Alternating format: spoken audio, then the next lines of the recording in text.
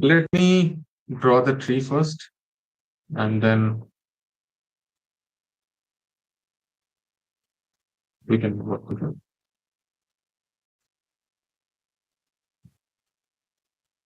Okay, so this is the node where you have age less than equals to 30.5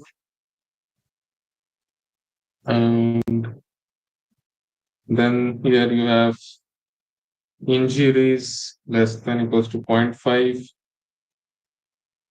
Okay. Okay. Here you have 5 samples, 2 plus 3, 5. Okay. 2 are taking value 0 and 3 are taking values 1. Here again you have 2 plus 1, 3 samples. In this node you have 0 plus 1, 1 sample. Here you have 2 plus 0, 2 samples. Here you have 0 plus 2, 2 samples. Okay. So I hope everybody can see this.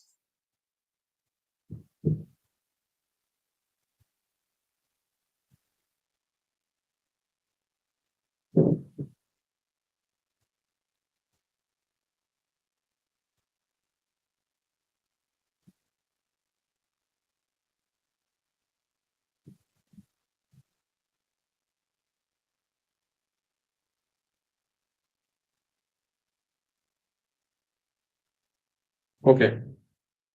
So this is your tree, right? Okay. Now I will first show how to calculate Gini, and so there are two methods okay, to evaluate this tree. One is the Gini method, another is the entropy and information gain method. So these are two separate methods. So I'll explain one by one how to calculate Gini and how the tree learns, how the tree branches itself. Okay, and then I will calculate entropy and information gain. So numerically, what is Gini? So basically, so Gini is calculated for each node. Okay. So let's say you want to calculate Gini of this node. Okay. Of the first node. Okay. Let's start from the first node. Okay. So Gini is basically, yeah, I don't know what's happening.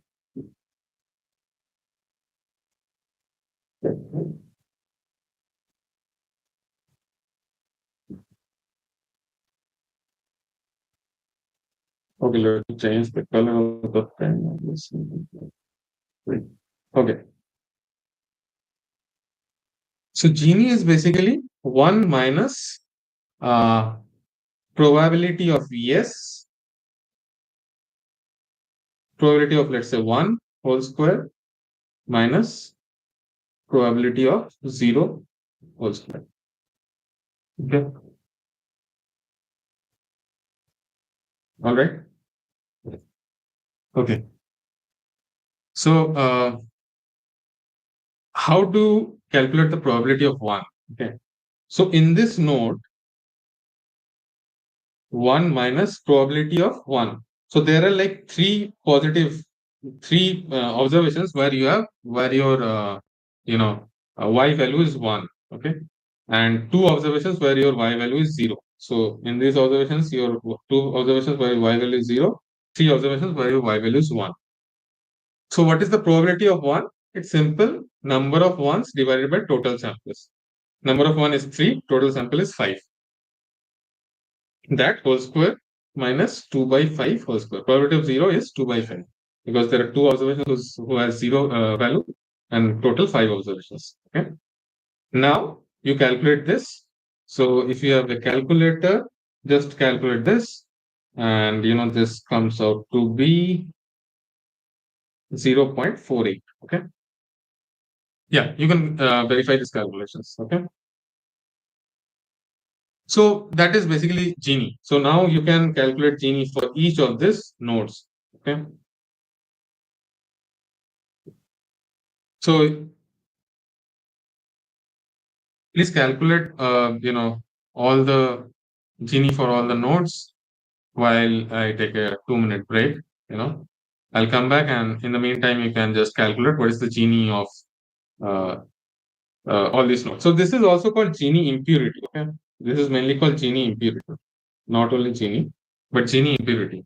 So you calculate the Gini impurity of all these nodes, and then we'll see like what what this physically mean. What does Gini impurity physically mean, and how it can be used to construct our decision tree. So I'll come back in 2 minutes, and you please calculate that.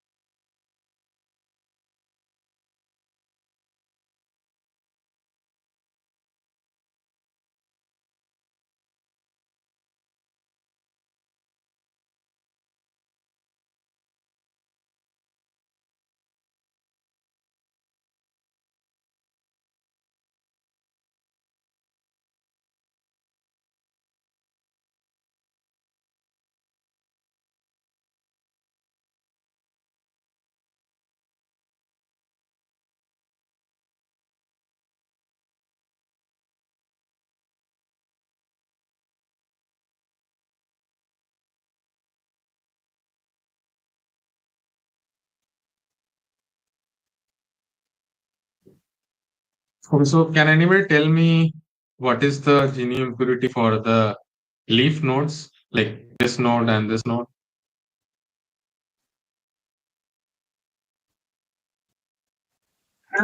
0.44.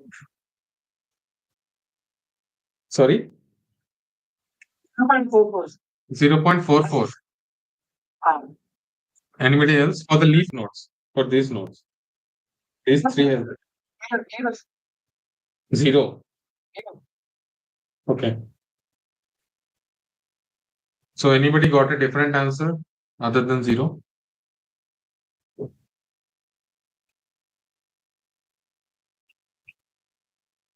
Now can anybody tell me why we are getting a Gini value of zero for this node?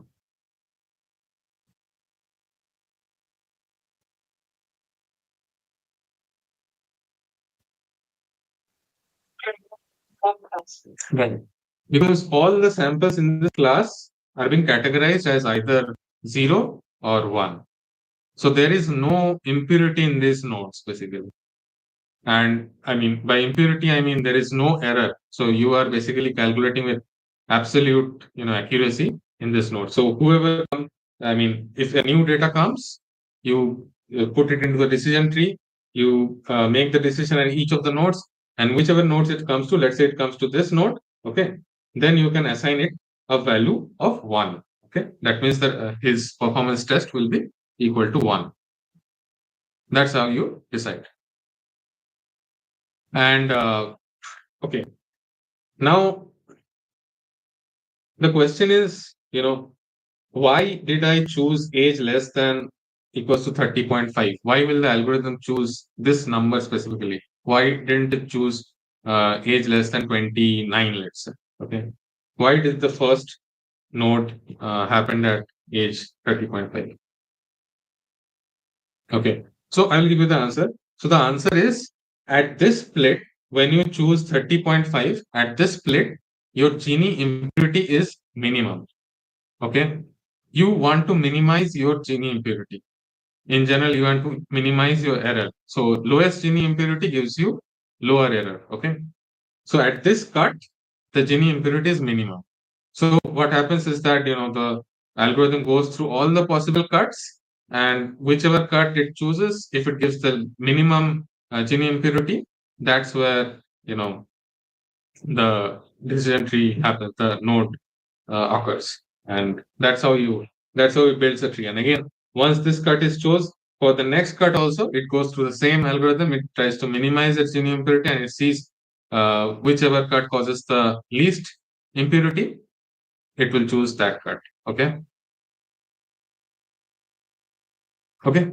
So, okay. And one more thing is called okay, this is a pretty advanced topic. So, if you follow, it's good. But if you don't follow, it's okay. So, let's say, this is called a weighted Gini impurity.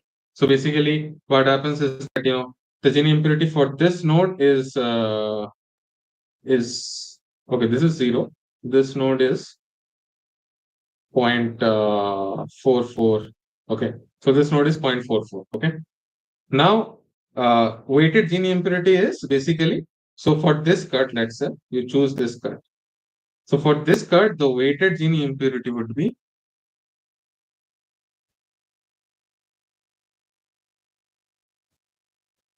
so basically you take what are the number of samples in this cut. So 3 divided by the total number of samples, that is 5 times the Gini impurity in this sample, that is 0.44, plus again do the same thing for this node, 2 by 5 times 0. So this is basically your weighted Gini impurity for this cut. Okay. So in practice, you basically calculate. Okay, let me write down what this turns out to be. 3 into 0.44 divided by 5.